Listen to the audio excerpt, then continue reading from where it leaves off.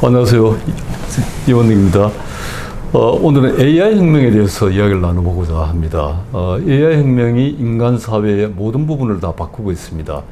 당연히 기업의 전 영역에 걸쳐서 변화를 가지고 있고요.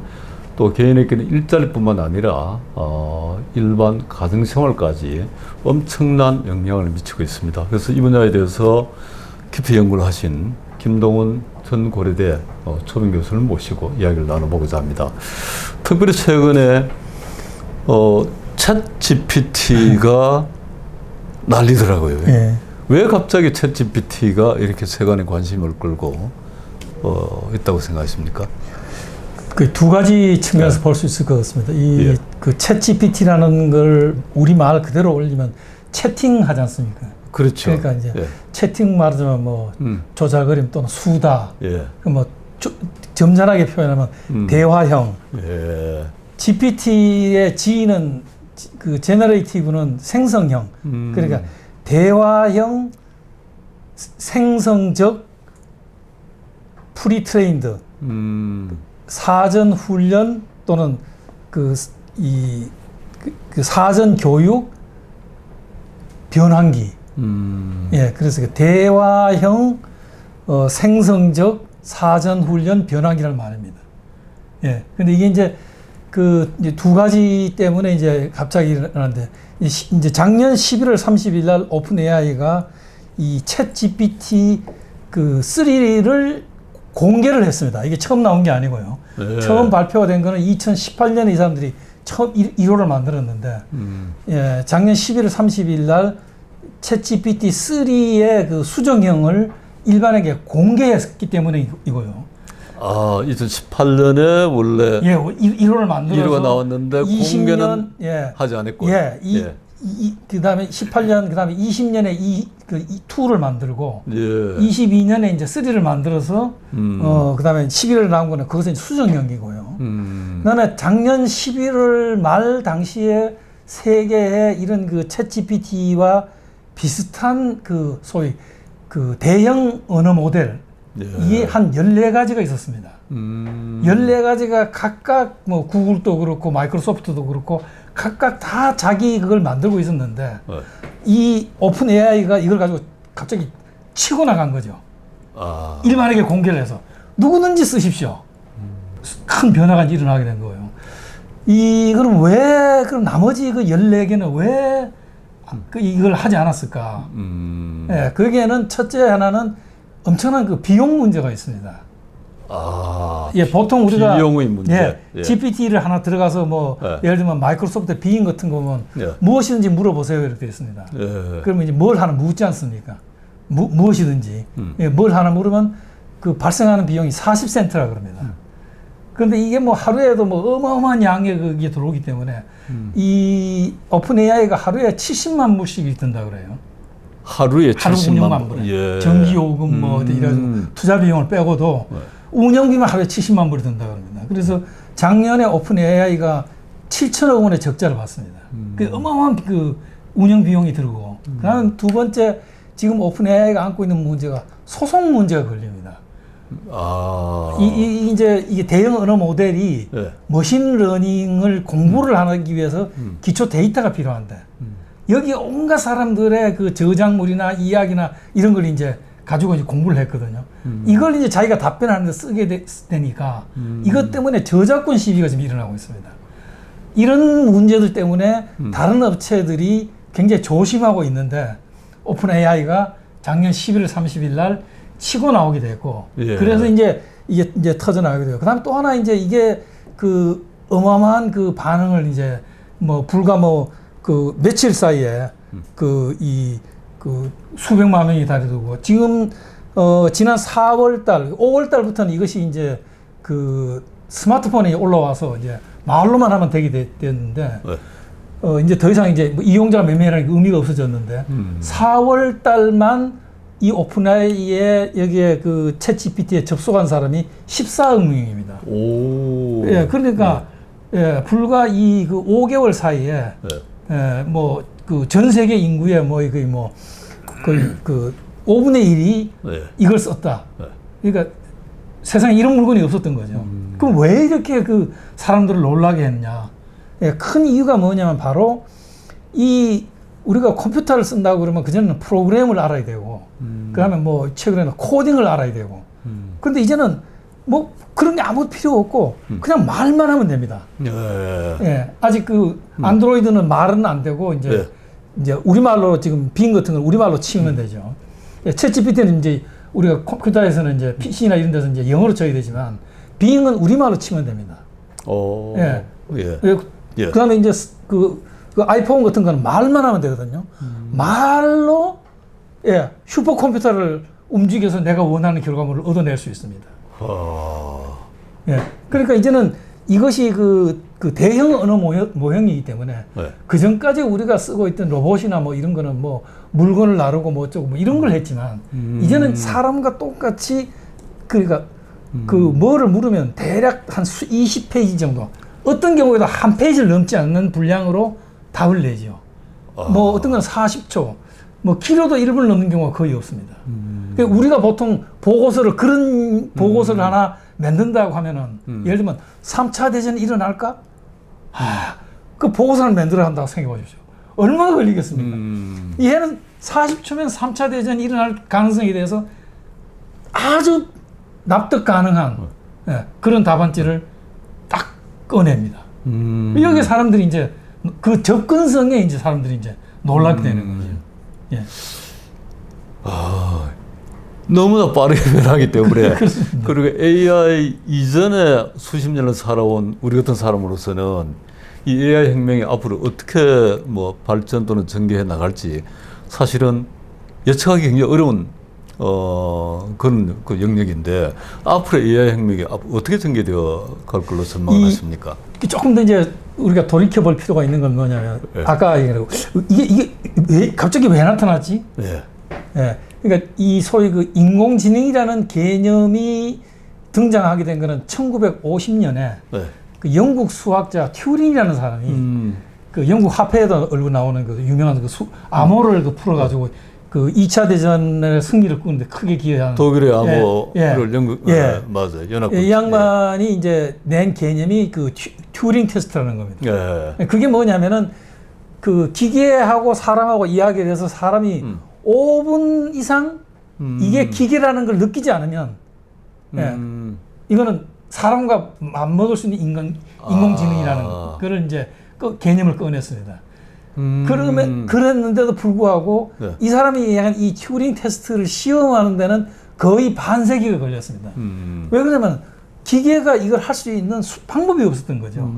그러다가 이제 20세기 후반에 이제 반도체가 이제 그 급속적인 발전을 하게 되고 대체로 2000년 되면 우리 가지고 있는 지식 자산의 한 50%가 디지털화 됐다고 합니다. 그러니까 이걸 가지고 이제 그 머신러닝을 한 겁니다.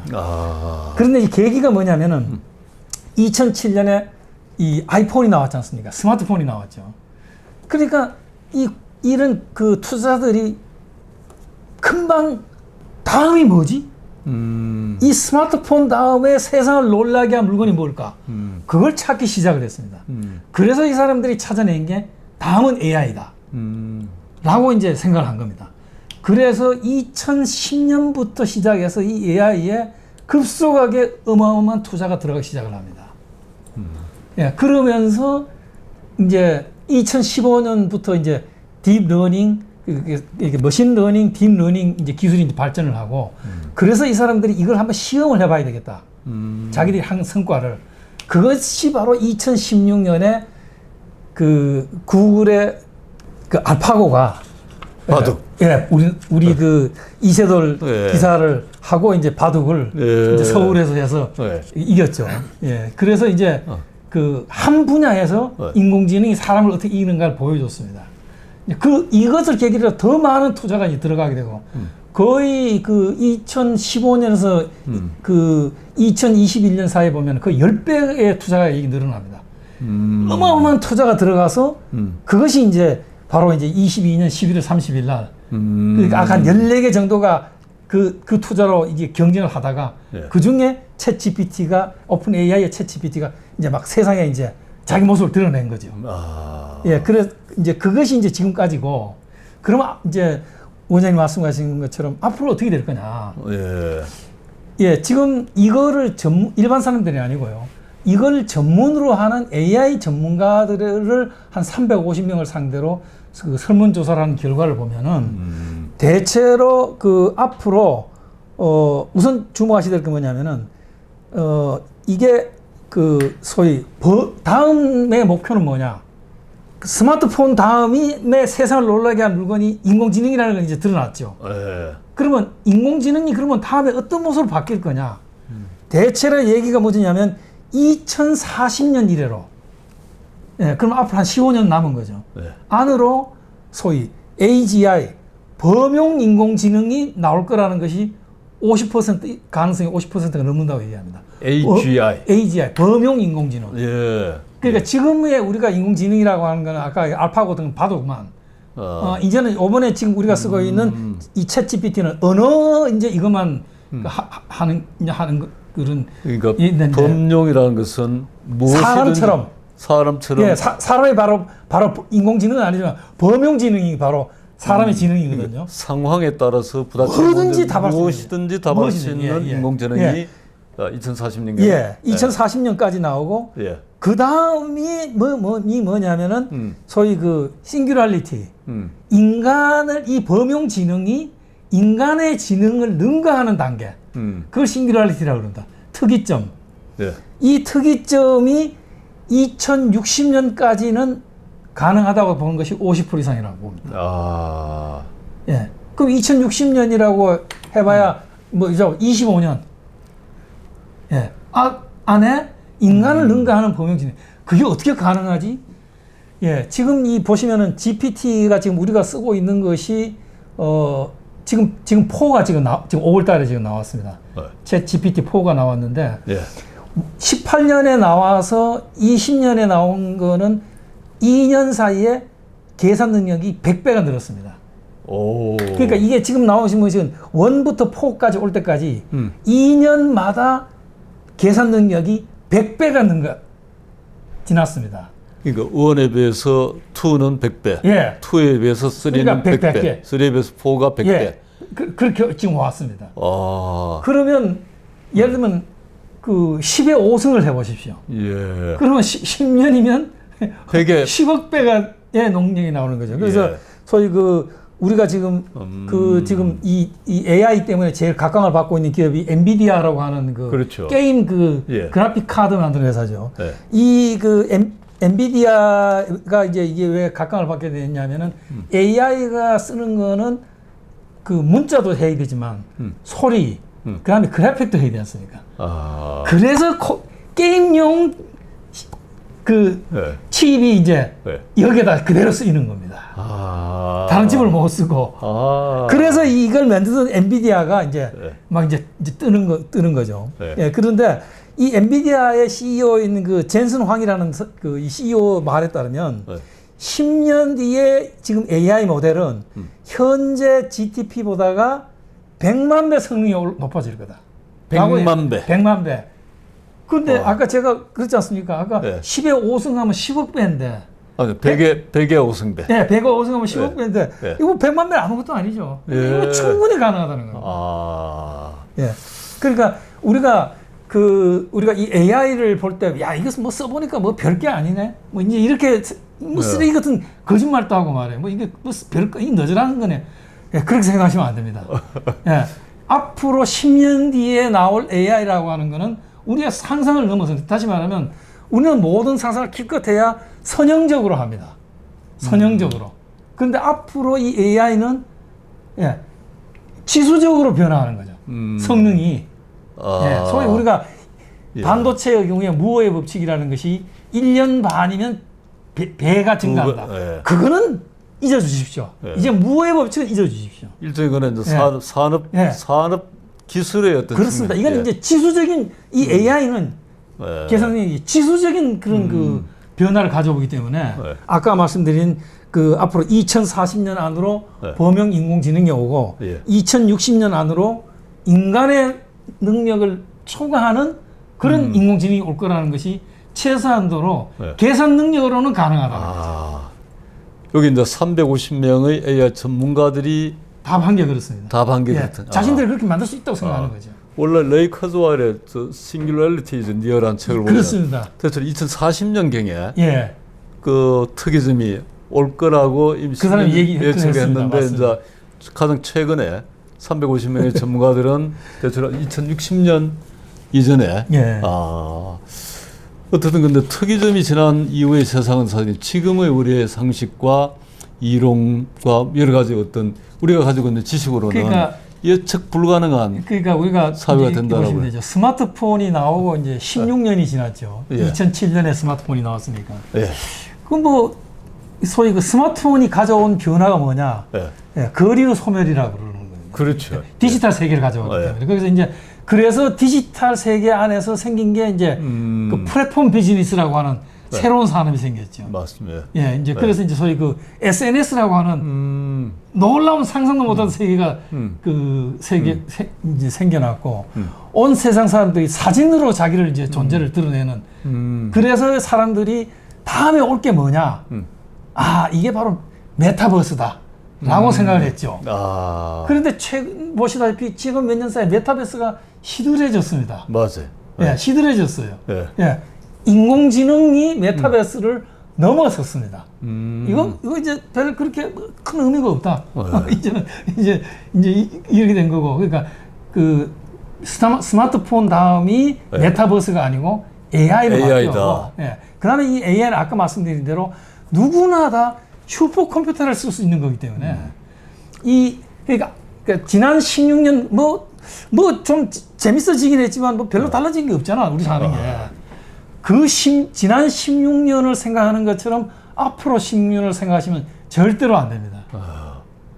그래서 AI, 이 챗GPT 또는 뭐 AI가 법령화되고 싱귤러리티 특이점을 지나게 되면 사실 지금으로서는 우리가 예측할 수 없는 여러 가지 충격이 있을 거라는 그렇습니다. 생각이 드는데 아마 산업화 시대의 여러 가지 경제적인 뭐 이론, 논리, 원리 이런 것도 아마 굉장히 많이 바뀔 것고 우리 뭐 일상생활은 말할 것도 없고 산업기술은 말할 것도 없고 뭐 엄청난 변화천게 있을 것 같은데 예측 가능한 변화를 한번 예, 그 아까 예. 우리가 단순히 아까 인공지능으로 이제 범용 인공지능 예. 다음에 이제 특이점 이제 예. 말씀을 드리는데 예. 그렇게만 보실 게 아니고요. 예. 첫째 지금 최근에 지금 그 지난주 5분 주 일이죠. 예. 화요일 날인가 스위스에서 지금 가장 그 발전된 그 휴머노이드 사람 모습을 한 로봇을 6개를 불러다 놓고 인터뷰를 한 게 있습니다. 맞습니다. 사람하고 예. 해가지고 예.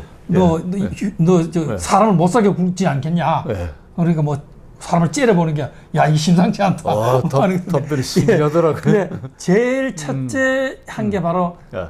급속하게 휴머노이드 산업이 발전할 겁니다. 휴머노이드 예, 사람 모습을 한 로봇. 아 예, 그래서 예. 거기에 나오는 것 중에 그 아메카라고 하는 그 사람을 째려봤다고 하는 그 로봇의 경우에는 아메카 아메카라고 해요. 예. AMECA라는 걸 예. 그 인터넷 구글에 쳐보시면 예. 얘는 그 6개국어인가를 합니다. 오 그리고 보행도 하고, 예. 그리고 뭐 아까 그 째려도 보고 표정도 짓고 합니다. 예. 이제 안 되는 게 주름이 안 갑니다. 얼굴에 주름이 지는 걸 제외하고는 모든 게 가능합니다. 아 예, 그래서 이 앞으로 휴머노이드 산업이 특히 제일 첫 번째 나오는 게 그 간호부 로봇.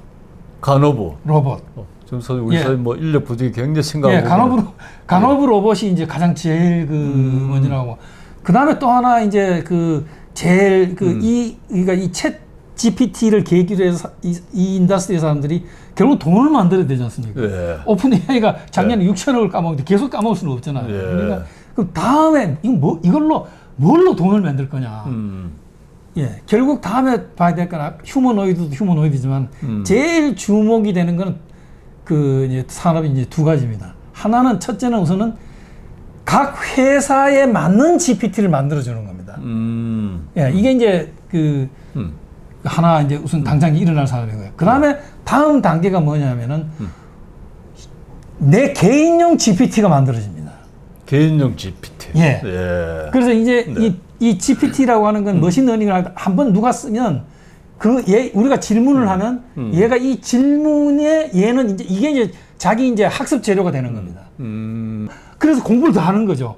그래서 다음 질문하면 그보다 훨씬 더 현명한 답을 낼 수 있게 되는 겁니다. 예, 그렇게 되는데 그러다 보니까 생긴 문제가 보안 문제가 생깁니다. 그래서 빅테크 회사들은 다 자기 GPT를 씁니다. 이거 왜냐면 여기 질문하면 거기에 들어간 자료가 예를 들면 그런 거죠. 코딩하는 사람들을 전문가들 얘기를 들으면은 코딩을 하면은 그 에러 문제가 심각하대요. 뭐 이렇게 뭐 간단한 그 점 하나를 잘못 찍고 이런 걸 찾아내는 게 그렇게 많은 시간을 낭비를 안 됩니다. 그런데 이거를 코딩을 얘한테 집어넣으면 지금 들어가는 거는 뭐 최근에 나온 그 GPT는 용량이 뭐 책을 한 권 넣을 수도 있대요. 자료로. 야, 네가 이걸 보고 나한테 한 장으로 답해줘. 압축해서 그냥. 그럼요. 엑기스만 그냥.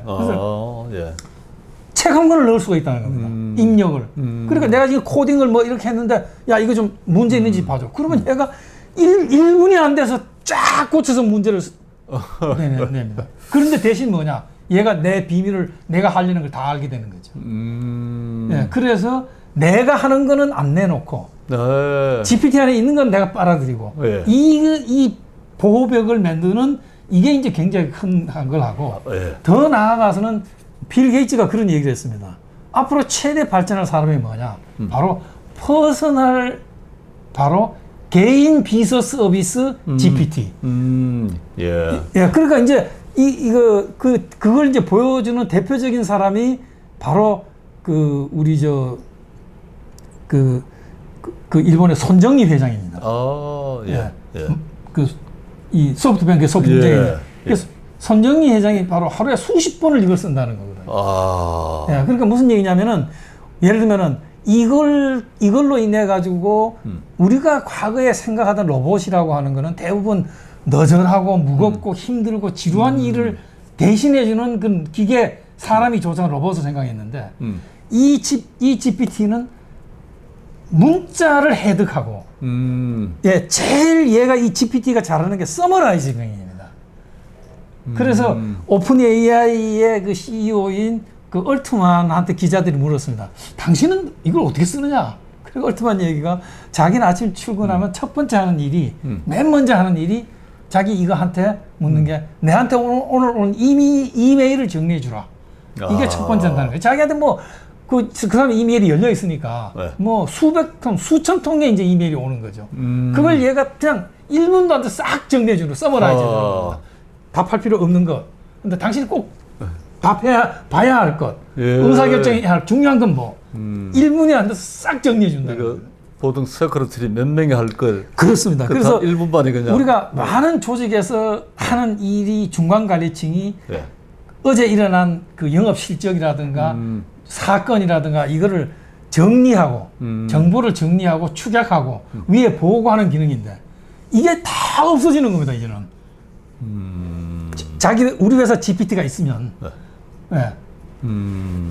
CEO가 나와서 내가 오늘 알아야 될 게 뭐지? 그러니까 그냥 딱 1분도 안 돼서 서머라이즈를 딱 올리는 겁니다. 무슨 기획실이고 비서가 필요가 없는 겁니다. 그래서 앞으로는 이 GPT를 그러니까 개인용 GPT가 되면 지금도 이제 GPT를 얘들이 이제 한 달에 30불을 받으면 프리미엄 서비스를 해줍니다. 그럼 답이 이제 이 질이 이제 30불. 예, 매월 30불을 이제 내면 우리 돈으로 하면 한 4만 원 정도 그렇죠. 밖에 안 되는데. 뭐 충분히 낼 만하죠. 뭐 좀 괜찮은 책 한 권 값이니까. 그런데 그게 아니고 이제는 이제 그게 이제 그 칩으로 나타날지 어떤 형태가 나오지만은 멀지 않아서 곧 개인용 내만 쓰는 개인 GPT가 이제 만들어지는 거죠. 그러면 정말 이제 우리가 정보를 정리하기 위해 서머라이즈하기 위해 가지고 그걸 이해하기 위해 가지고 시간을 쓸 필요가 없어지는 거죠. 그럼 뭐 할 거냐 이제. 그러니까 아까 말씀드린 얼트만이라든가 손정희 씨는 지금까지 자기가 반나절을 보내던 일을 지금 1분이면 1분만. 그럼 나머지는 뭘 하느냐. 이 GPT가 아무리 발전을 해도 못하는 것이 3가지가 있습니다. 그게 답입니다. 그게 뭐냐? 첫째는 예, 창의적인 걸 할 수가 없습니다. 음. 얘는 머신러닝을 하거든요. 과거의 기록을 가지고 그걸 정리해서 서머라이즈 하기 때문에 앞을 얘기할 수가 없어요. 상상력이 없습니다. 두 번째, 이게 따뜻한 가슴이 없습니다. 공감이 없습니다. 사람을 마음으로 움직일 힘이 없습니다. 세 번째, 인투이션이 없습니다. 직관력이 없습니다. 축약은 하지만 또 여기에 관한 정보는 정리할 수 있지만 예. 어떤 선택이 최선 선택이 될지는 그건 결단이죠. 결단을 할 수 있는 판단력이 없습니다. 그러니까, 만약에 AI한테 물어보면 예. AI 당신은 이런 걸 못하는 거 아니냐라고 하면 어떻게 답을 할까요? 앞으로 해보진 않았으면 물어보도 앞으로- 못한다고 답합니다. 그래요. 예. 앞으로 근데 이제 법령이 되고 법령 AI가 나오고 싱귤러리티 특이점을 지난 이후에 AI도 마찬가지일 걸까요? 그거는 모릅니다. 그건 이제 아까 이제 인간의 바람일 예, 수도 있고. 재밌는 게 뭐냐면 GPT의 G를 예. 굉장히 주목하셔야 되는 게 예. P는 프리트레인드거든요. 예. 그러니까 아까 머신러닝 사전 훈련된 변환기입니다. 그렇죠. 훈련해서 정보를 다시 변환한다는 거거든요. 제일 문제가 G입니다. 예. 제너레이티브. 예. 생성적. 그렇죠. 그 문제는 뭐를 생성하느냐 하는데 이 범용 인공지능까지는 사람이 만든 알고리즘에 의해서 생성을 하는데 법령까지는. 네. 근데 범용을 넘어서기 시작하면 예, 그러니까 사람이 만든 알고리즘이 필요 없이 자기가 뭐를 생성하기 시작할 수 있다는 겁니다. 그렇죠. 예, 그러면 우리가 생각하는 대로 규범을 정할 수가 요건 하지 마라. 그게 없어지는 거죠. 예, 그러니까 아까 이제 우리가 최근에 말하는 소위 그 AI를 이대로 둬서는 안 된다. 그래서 이제 강력한 이제 얼트만을 비롯해 가지고 한 5월 달부터 그 AI 그 헌장을 만들어야 된다. 뭐 이래 가지고 이제 그 세계적으로 이제 그런 이 뭐 한 400여 명 사람들이 이제 그걸 서명을 하고 그래서 이 각 나라들이 이걸 이제 뭐 이 협약을 맺든지 법령을 만들어야 된다고 하는데 왜 그러냐면은 아까 제가 말씀드린 대로 범용 인공지능에 넘어가면 얘가 알고리즘으로 이걸 통제할 수 없기 때문에 이 얘는 우선 양심이라든가 인간성이라든가 도덕성이라든가 이런 거를 그걸 알고리즘으로 어떻게 만듭니까? 그건 프로그램이 안 되는 거예요. 안 되는 거죠. 그럼 얘가 그 인간의 그걸 넘어서면은 뭐를 생성할지를 우리가 상상할 수가 없는 거죠. 그래서 우리가 영화에 나오는 소리, 그 터미네이터 시리즈에 나오는 그 슈와르제네거에 나오는 터미네이터 시리즈에 나오는 그런 것까지는 이제 그런 공포를 그 영화를 먼저 봤기 때문에 우리는 그 공포를 가지고 있습니다. 예. 그 뭐를 생성할 거냐? 상상할 수가 없는 거죠. 하여튼 앞으로 그 AI가 점점 더 2년에 100배 이상씩 이렇게 이제 성능이 좋아지면 바꿔 말하면 그 뭐 지능이나 기능의 면에서 인간이 가지고 있는 걸 다 할 수 있게 된다는 거 아니겠습니까? 그렇습니다. 예. 이제 그 이야기는 바꿔 말하면 꼭 사람이 그 뭐 일터에서 일할 필요가 없어진다는 이야기가 되고 그러다면 이제 고용이 이제 직접적으로 문제가 되는데 이게 이제 우리 일반 사람들에게는 가장 뭘까 뭐 아픈 대목이고 AI가 일상생활에 편리하기도 하지만 나에게는 또 대단한 위협이 되기도 하니까 예. 고용에 미치는 영향을 우리가 무시할 수 없죠. 이거 어떻게? 제일 그것에 대해 가지고 예. 우선 오픈 AI 팀이 이제 자기들이 이제 연구를 했습니다. 이게 세상에 어떻게 영향을 미칠 거냐. 오픈 AI가 연구한 거에 따르면 이런 대형 언어 모형이 미국 노동력의 그 80%에 영향을 미칠 거다. 80%. 예. 그 여러 직종의 일 중에 중에 80%의 영향을 미치고 최소한도로 이 80%에는 작업량의 10% 정도는 줄일 수 있다. 예. 그리고 어떤 범위에 있어서는 그 어떤 잡의 19%는 최소한도 50%의 일을 줄일 거다. 그리고 아까 제가 말씀드린 이 GPT가 제일 잘하는 것이 서머라이즈 하는 기능이에요. 그래서 제일 가장 위협받는 직종이 정보를 정리하고 축약하는 중간관리층. 중간관리층. 예. 그 일자리가 네. 이 이제 그 회사가 회사에 자기 GPT를 만들면 네. 그 얘가 다 하는 거죠. 뭐 우리가 뭐 조사분이 뭐 리서치 뭐 예. 할 필요가 이제 없어지는 이제 그런 게 나왔고 그 다음에 그 이미 미국에 보시면은 특히 이게 제일 그 영향을 많이 받는 업종이 금융업입니다. 네. 그 중에서도 예, 지금도 왜 그러냐면 지금도 AI를 가장 많이 쓰는 것이 금융업이에요. 예를 들면 이제 콜센터, 네. 특히 이제 보험업 같은 경우 제일 많이 받는 게 보험업입니다. 예, 그게 콜센터 보험에서 콜센터의 기능이 제일 중요한 게 그 보험이거든요. 네. 예, 그래서 그 우리나라도 지금 이미 아마 그 이제 은행에 이걸 콜을 하면은 AI하고 하시겠습니까? 꼭 직원하고 하시겠습니까? 묻습니다. 예, 이제 그 정도 이거고. 그래서 지금 보시면은 미국 경우에 보면은 이 범용 인공지능을 쓴 결과로 콜센터의 생산성이 14% 올라갔다는 보고가 나왔고 최근에 나온 그걸 보면은 금년에 예. 이미 해고 사유의 5%를 AI 때문에 자기가 해고됐다고 보고를 한 그 예가 있고요. 예. 그다음에 이 골드만삭스 보고서에 따르면 여기 5%는 금융사는 아니면 아니 일반적으로 일반적으로 예, 해고자한테 너는 왜 해고됐냐고 아. 하니까 5%가 AI 때문에 해고됐다고 이제 그렇게 나왔습니다. 이미 5%가 예, 예. AI 때문에. 예. 그다음에 이제 골드만삭스의 그 보고 3월달에 나온 보고서에 따르면 예. 일자리의 67%가 이 AI한테 노출이 돼 있고 이 노출됐다는 것은 노출됐다는 대체 가능성 대체 가능의 위험이 있다는 거고 예. 최대 50%를 바꿀 수가 있다는 거죠. AI가 밀어붙이면 50%는 바꿀 수 있고 그래서 전 세계적으로는 3억 개의 일자리가 없어지고 예. 그다음에 또 하나가 뭐냐면 놀라운 이런 그 생산성의 향상에 가져올 거라는 거죠. 예. 그래서 10년간의 세계 GDP가 7%가 증가할 거다. 예. 이런 게 나왔고 그다음에 요거는 3월 달에 나왔는데 5월 달에 지금 최근에 이달에 나온 맥킨지 보고서에 따르면 예.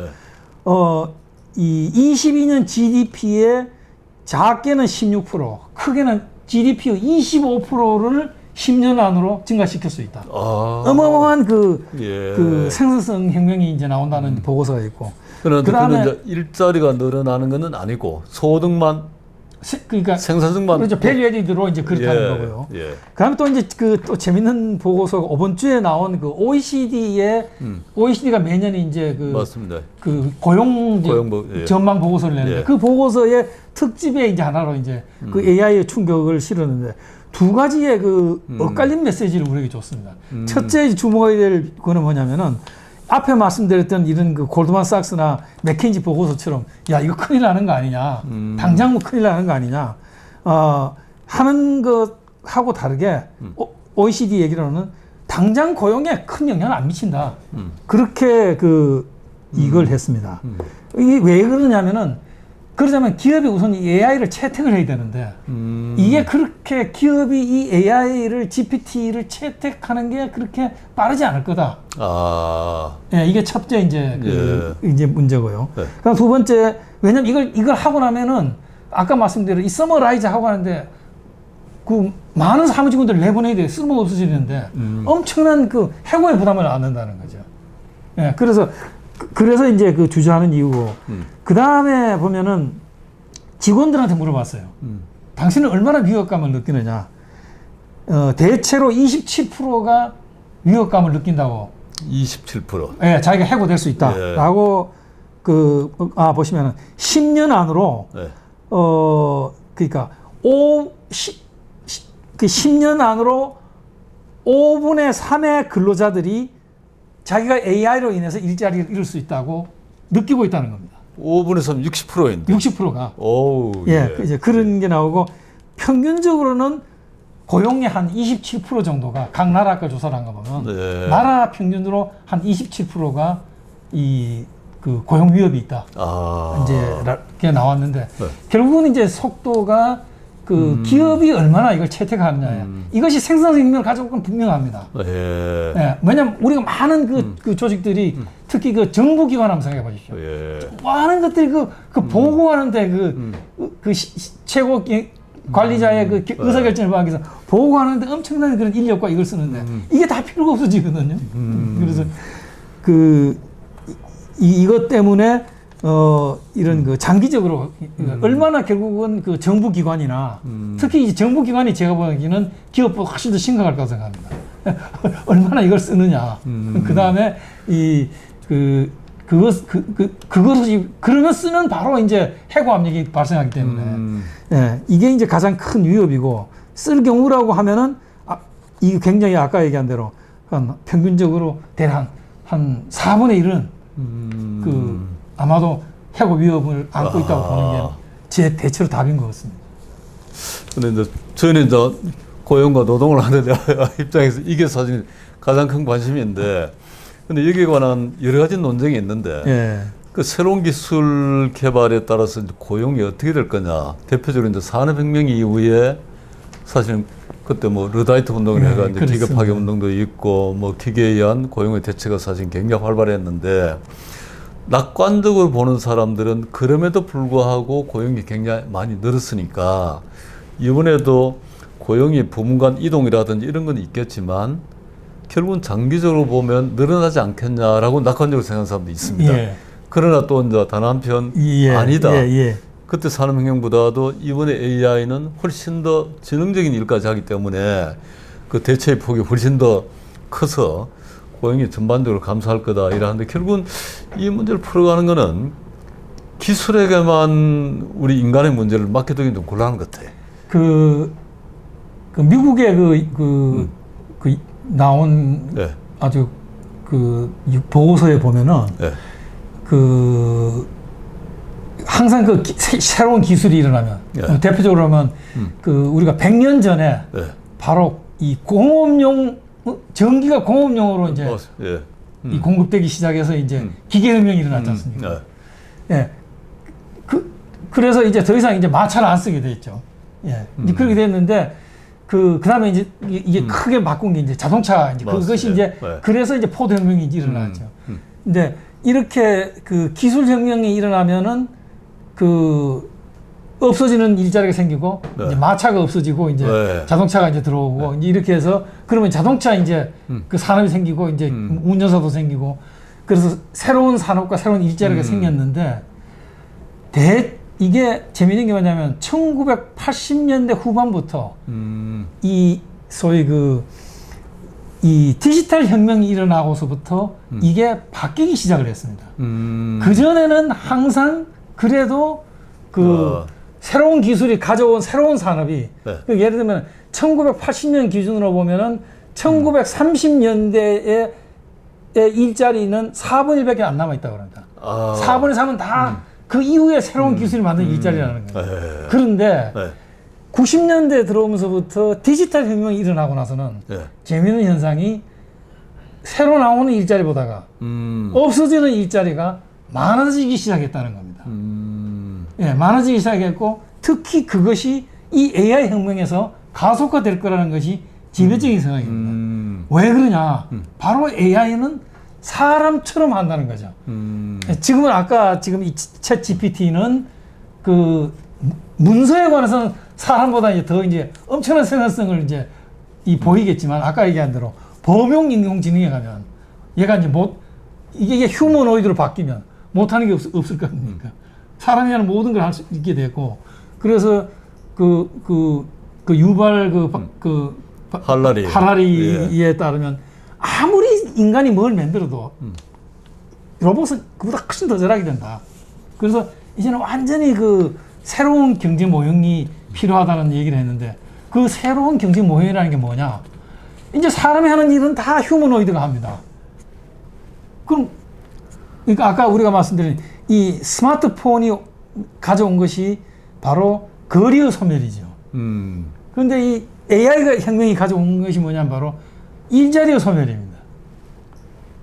예. 그러면 누가 세금 내고 사람은 뭐 하지? 예. 이제 앞으로 그에 따르면 세금은 로봇이 냅니다. 기업은 로봇을 몇 대 썼냐를 가지고 세금을 내고 사람은 기본소득을 받는 게 이제 다시 뜨는 개념입니다. 예. 그래서 이제 정말 그거에 대해서 이제 논란이 기본소득에 대해서 또 완전히 다른 세상이 되기 때문에 아마도 이제 그런 면에서 보면은 네. 특히 정치적으로 보면 이 포퓰리즘 네. 문제가 네. 굉장히 앞으로 심각해질 거다. 맞습니다. 예, 그런 그 지적들이 있습니다. 예.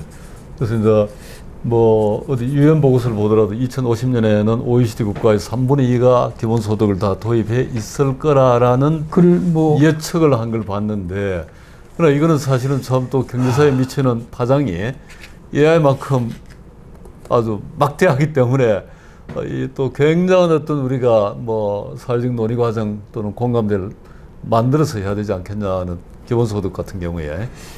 네. 이제 아까 그 제일 문제가 이제 그거라고 생각을 합니다. 네. 아까 제가 2년마다 100배씩 이제 계산 능력이 그렇죠. 이제 커진다고 하는데, 그러니까 이 인공지능 기술이라는 것이 우리가 지금 본 챗 GPT는 시작입니다. 네, 그렇죠. 예, 이건 아주 시작입니다. 예, 앞으로 10년 뒤에도 우리가 이런 GPT를 쓸 거라고 생각하시면 그거는 그러니까 지난 우리가 스마트폰을 쓰고 16년. 지금으로부터 인공지능을 쓰고 GPT를 쓰고 앞으로 16년은 완전히 다른 세상이 될 겁니다. 예. 그런데 문제는 뭐냐? 예. 그래서 미국 국무장관 하셨던 그 키신저하고 그다음에 그 구글의 창립자인 슈미트하고 MIT의 그 인공지능 대학원장하고 세 사람이 쓴 그 AI의 미래라는 그 책에 보면은 이렇게 가면 큰일 난다. 예, 우리가 생각한 것보다 훨씬 세상이 바뀌는 속도가 빨리 올 거고, 지금 우리가 준비하지 않으면, 네. 굉장히 심각한 문제가 온다는 그 이야기를 했습니다. 예, 그런 경고를, 그 이유가 뭐냐면, 우리는 지금 미래를 선형적으로 생각하는 거죠. 지난 16년 동안 스마트폰 뭐 했는데 별거 없잖아. 이게 뭐라 엑스포넨셜이라 그러나 이렇게 이제 예, 지수적으로 생각을 하는데 예. 제도라는 건 거기는 또 서로 이해 갈등 문제 더 늦거든요, 타협점이. 맞습니다. 예. 그런데 그거하고 관계없이 인간이 그걸 받아들이건 사회가 용납하건 관계없이 기술은 지수적으로 아까 2년마다 100배씩 발전해 버린다는 거죠. 예. 문제는 뭐냐? 누군가가 그걸 나쁜 목적에 쓸 수 있다는 겁니다. 맞습니다. 예. 제일 목적 우리가 걱정해야 될 거는, 그러니까 아까 말씀드린 그 자체가 뭐 인간성도 없고 도덕성도 없고 뭐 그런 것이 없을 뿐만이 아니라 누군가는 이걸 나쁜 목적에 지금 최근에 일어나고 있는 그게 문제가 바로 그 바이러스 있지 않습니까? 네. 그 컴퓨터를 못 쓰게 하는 그걸 가지고 지금 AI 이 GPT 이걸 공격한다고 오늘 지금 협박을 하는 게 급속하게 늘어나기 시작을 했거든요. 예를 들면 바로 이걸 나쁘게 쓰는 것이 얼마나 사회를 위협하느냐를 보여주는 예입니다. 자, 김 교수님, 너무 재미가 있는데 여기서 잠깐 쉬었다가 2부에서 다시 또 이야기를 계속 이어가는 게 좋겠다는 생각이 듭니다. 아, 정말 재미있고 감사합니다. 예. 잠시 쉬었다 2부로 넘어가서 다시 이야기를 하겠습니다. 예.